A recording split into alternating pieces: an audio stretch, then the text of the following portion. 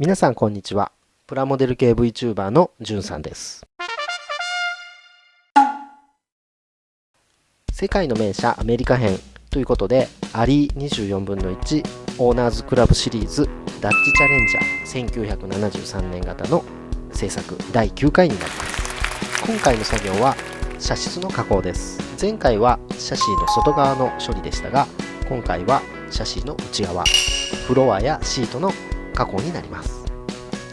このキットはシャシーの内側がそのまま床面になりますので、前回までのパテ処理でできた内側の凸凹をきれいにしていく必要があります。またシートの背中とか足元など肉抜きされている部分もプラ板で塞いでいく処理をしていこうと思います。ボディをかぶせたらほとんど見えなくなってしまう場所ではありますが、ここまで来たら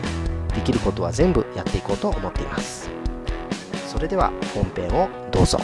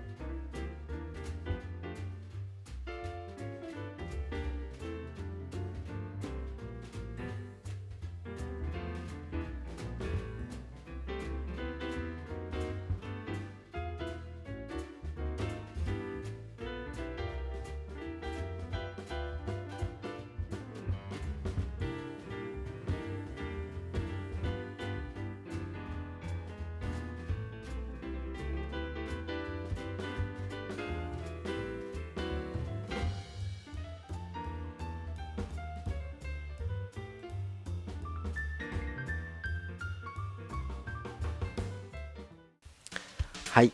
いかがでしたでしょうか。ようやく車内の方に作業が進んできて、少し進展が出てきたように感じています。この後はプロペラシャフトの追加加工をやったりとか、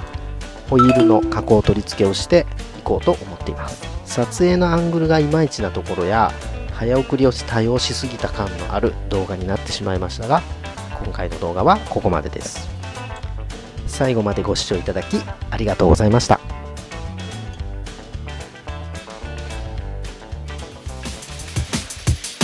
私のチャンネルが面白いと思っていただけたら、チャンネル登録、